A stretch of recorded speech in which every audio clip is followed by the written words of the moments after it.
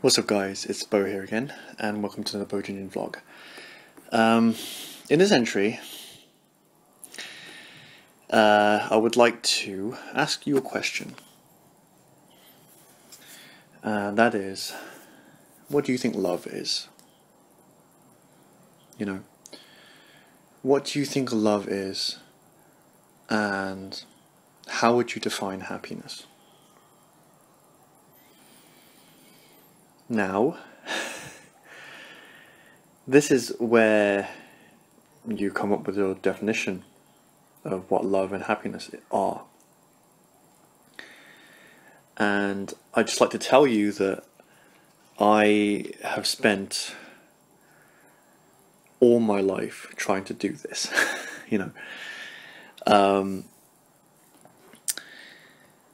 it's probably evident in some of my older videos that I've done, and definitely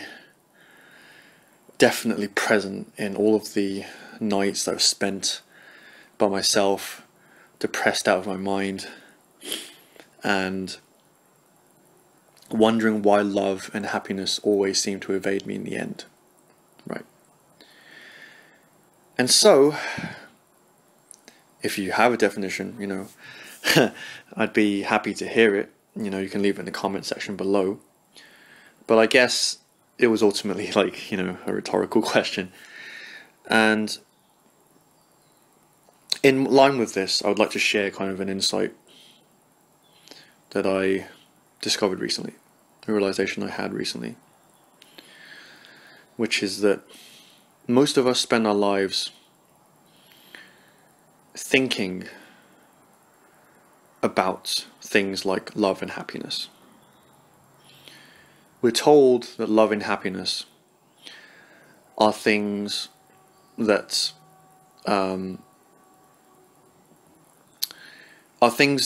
will make us whole, will make the pain go away. We're told that they're things that we should aim for, and so we spend so much of our time thinking about what we could do to make ourselves happy, to find love for ourselves, right? All the time missing the fact that love and happiness are already there, right? Love and happiness are already there. Love and happiness were our birthrights. We came into this existence with the capacity for love and happiness and fulfillment and peace. And yet we obsess over the fact that we don't have those things. Even when they do come, we obsess over the fact that they're not forever.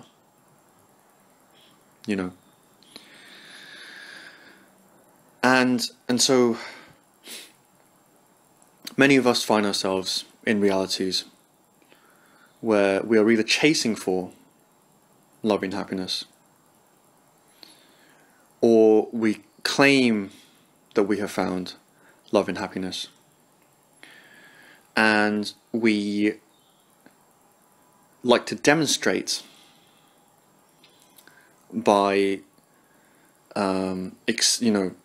accolades, evidence, to symbolizing that we have happiness and love in our lives.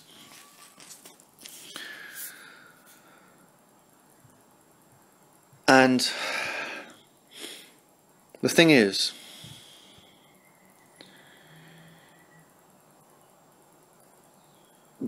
we eventually come to realize that all of that proof to ourselves, all of that proof to others that we claw and scratch for in life, whether that be the experience, like, you know, like experiences that we launch ourselves into that promise us happiness, such as like going on expensive holidays, or like attending like, you know, some kind of like lucrative event, or some kind of like popular event, you know, or like engaging in hobbies that you know, that are popular and symbolize, you know, like fulfillment.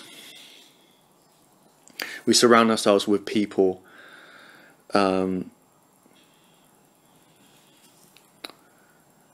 we think are going to fulfill us, whether that be famous people or people that we think are on our same wavelength, people that share common goals and interests with us. And we surround ourselves with all of this evidence that we're loved, or rather that we have love and that we're happy. But is that really the case? It's time for all of us to reflect a bit. Is my life currently, despite all of the evidence that I've gathered, despite all of the mental reinforcement that I've done, that it is to the tune of, I am happy, I have love in life, I have found love. Is that really true? Is that obsessive, you know, is that obsessive, you know, urge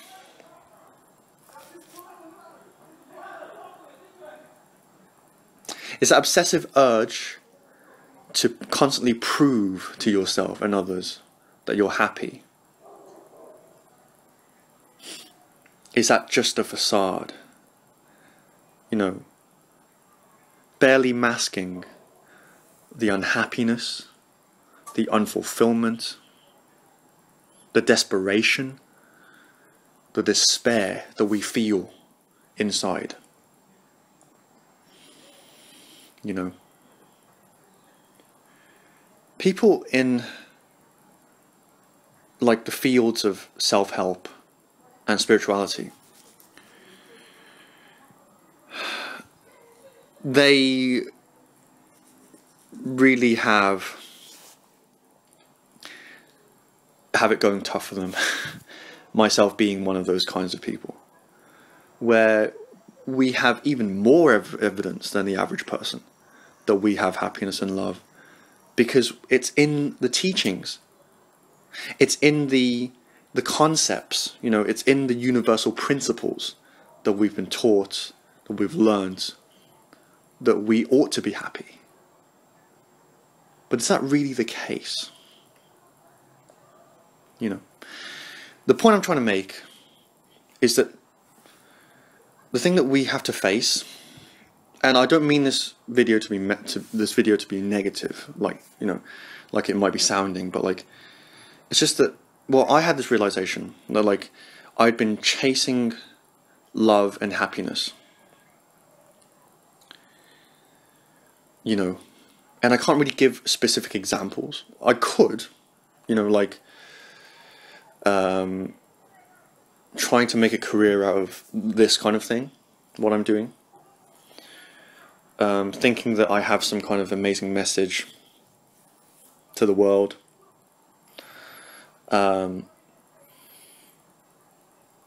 you know, and trying to be the best person that I can be, but in an abstract sense.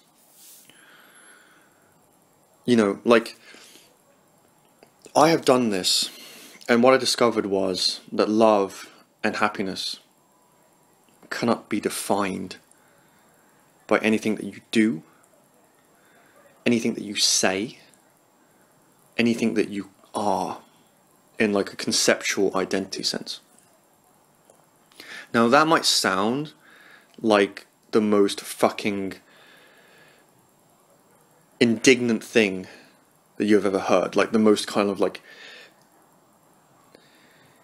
depraved and nonsensical and ludicrous thing you've ever heard, that love and happiness cannot be defined. That statement almost implies that love and happiness are unattainable, that like they are destined to be always slipping from your grasp. But that's not my message in this video. Rather, like I said, love and happiness do exist. You experience them on a daily basis. To differing degrees, of course, but you experience them. Or at least you have the potential to experience them. The key word there is experience.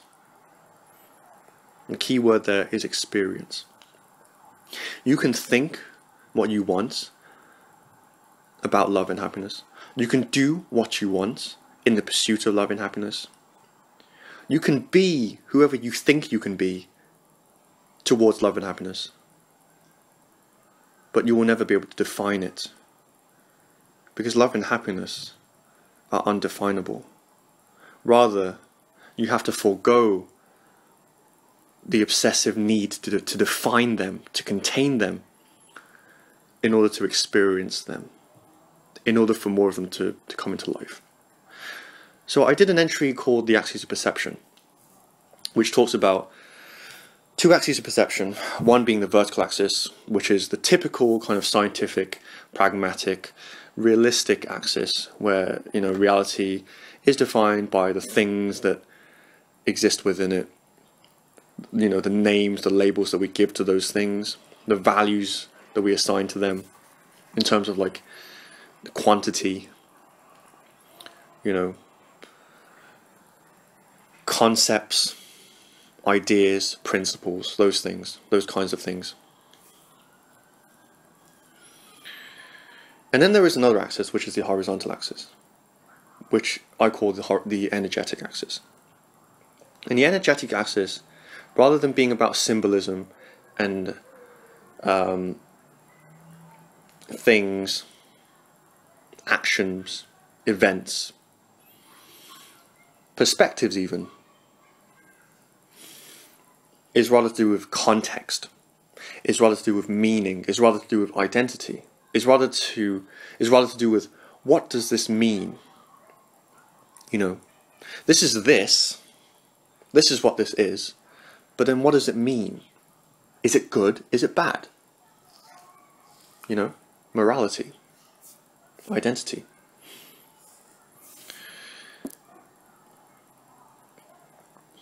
And the energetic axis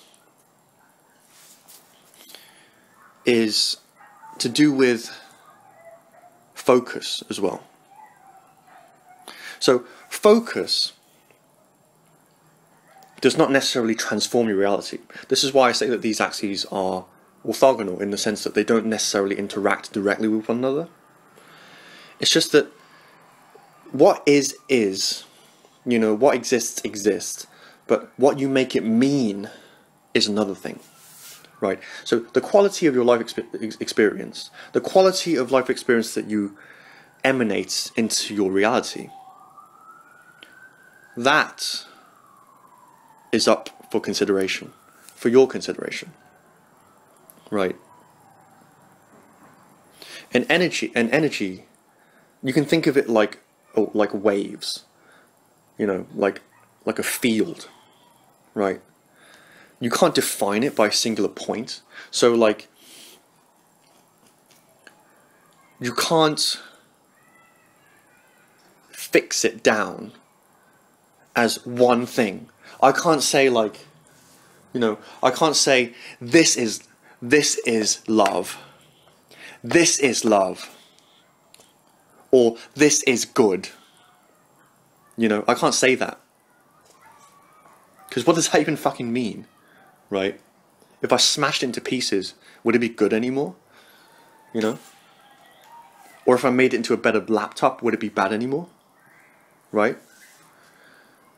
So what I'm getting at is love and happiness, which are energies, they cannot be defined. And so we need to wake up from trying to define and conceptualize and think of love and happiness as things that we should pursue, and instead focus on the feeling. Again, logic and emotion. Emotion is the modality which has been usurped to such a significant degree by our logic. It's laughable. But our emotion is part of our energetic sensitivity, which feels for the energy that is permeating us and everything else all the time, right? And so instead of trying to think about and to attack trying to get love and happiness in that abstract way where it's like, okay, A plus A is B. Drop all of that and feel, right? And so we need to move out the trap of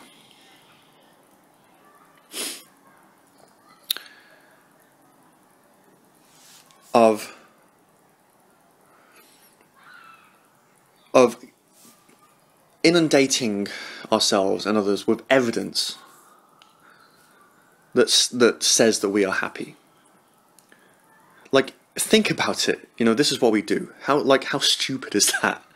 You know, how unreasonable is that? Is we surround ourselves with all of these things and accolades and symbols and labels. You know, oh, I did this. Oh, I know this. Oh, I've experienced this. You know, these things that we collect in our lives as evidence to say that we are happy. Really think about that. It's like, does that make sense to you? You know, that like, to be happy, you need to gather all of these things that prove that you're happy. Does that make sense to you? Of course it fucking doesn't. Happiness is how you feel about things, right? So you can do things that make you happy. You can use symbolic things, a hot bath, scented candles, a delicious meal, your favorite TV show or game, video game. You can use these things to attract that energy of love and happiness into your being, right? And again, this is a feeling. When your chest warms up, your breathing, deepens. You start to feel like you want to cry from happiness. That is happiness. That is, I guess, how I would define happiness. It's the feeling of happiness, not the status of happiness. There is no such fucking thing as the status of happiness. But that's, funnily enough, like how most of us approach things like this, right? Love and happiness. We try to make it the same as switching the computer on. Oh, I switched the computer on. It's now on the on state, so I can switch this love state on. Anyway, going back to what I'm saying. So,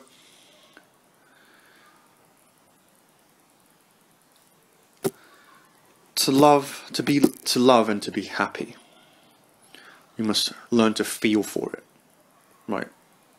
Use symbolic things as tools, but after that, learn to feel for it. I teach about this. I call it tapping into a sensitivity, right? This is why I teach it, because, if I say the statement, happiness is the ultimate life goal, how relevant do you think that is to the rest of humanity? Do you think anyone would oppose that statement? that like they want to live their lives to be happy. No. So like,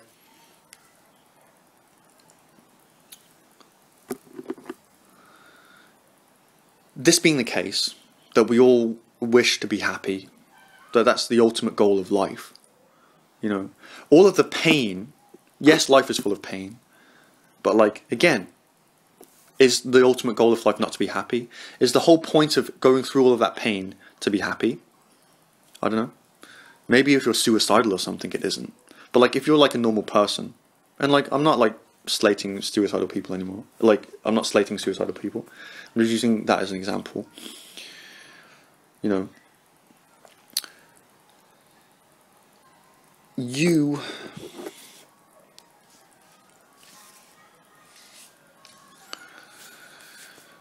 must then stop thinking about love and happiness and learn to feel it. Tap into your sensitivity. Learn to feel, you know.